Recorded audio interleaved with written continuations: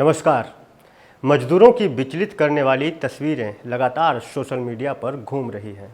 आज के दिन हमारे देश में कोई भी इतना संवेदनहीन नहीं है जो इन प्रवासी मजदूरों के साथ खड़ा नहीं है, लेकिन हम कुछ नहीं कर पा रहे और दिन ब दिन मजदूरों की मौत की खबरें आ रही हैं।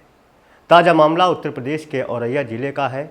शनिवार 16 मई तड़के सुबह प्रवासी मजदूरों से लदे एक ट्रक को दूसरे ट्रक ने टक्कर मार दी, जिसमें 24 मजदूरों की दर्दनाक मौत हो गई।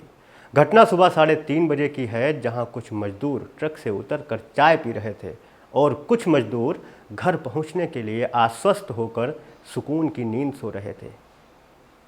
घर जाकर बीवी बच्चों से मिलने का सुकून, जिनके लिए कम उम्र में ही घर छोड़कर 4 पैसे कमाने बाहर चले गए थे, घर जाकर उन बूढ़े माँ बाप की आंखों से आंसू पोंछने का सुकून।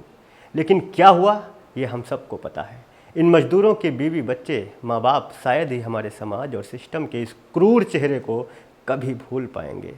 फिलहाल देश के प्रधानमंत्री नरेंद्र मोदी और उत्तर प्रदेश के मुख्यमंत्री योगी आदित्यनाथ ने गहरी संवेदनाएं व्यक्त की हैं।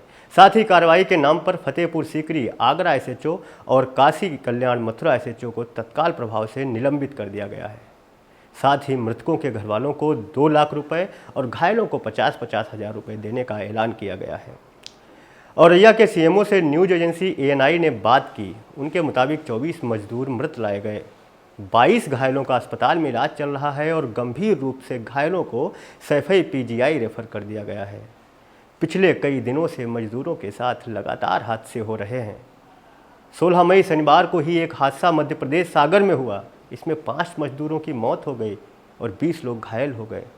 इससे पहले यूपी में अयोध्या हाईवे पर कोतवाली से महज 3 किलोमीटर दूर 15 मई शुक्रवार को सुबह 2 सड़क हादसे हुए, जिसमें तेज रफ्तार वाहनों ने पैदल ही अपने घरों की तरफ जा रहे 11 मजदूरों को कुचल दिया। इसमें 5 लोगों की दर्दनाक मौत हो गई। हादसे के शिकार मजदूर बहराइच, देवरिया और गोरखपुर जिलों के थे।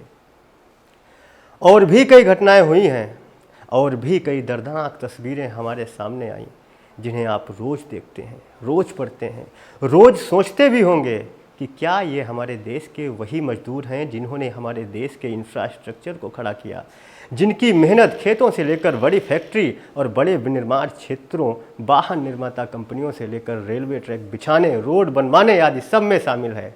क्या ये वही मजदूर हैं जिन्होंने शहरों में बड़ी बड़ी बिल्डिंगें खड़ी कर दी, बड़े बड़े नेशनल हाईवे बना दिए? आज उसी हाईवे के किनारे वही मजदूर दम तोड़ रहा है।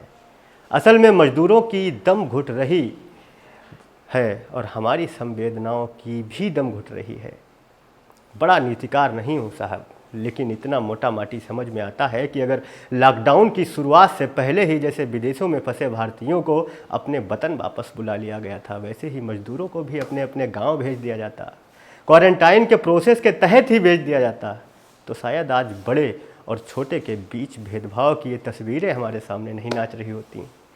मजदूरों से भी मेरा हाथ जोड़ के विनती है, धैर्य रखिए। यूपी सरकार ने हर जिले के नोडल अधिकारी नियुक्त कर दिए हैं। यूपी के प्रवासी मजदूरों की पहचान करके उनकी छटनी की जा रही है। जल्द ही कानूनी तरीके से आपको सुरक्षित घरों में भेज दिया जाएगा। जल्दबाजी में ट्रैक्टर, ट्रक या पैदल चलकर अपनी जान जोखिम में मत डालिए। आपके ऊपर एक मुश्किल वक्त है। मुश्किल वक्त में हिम्मत और धैर्य ही आपके सबसे मजबूत हथियार है। नमस्कार।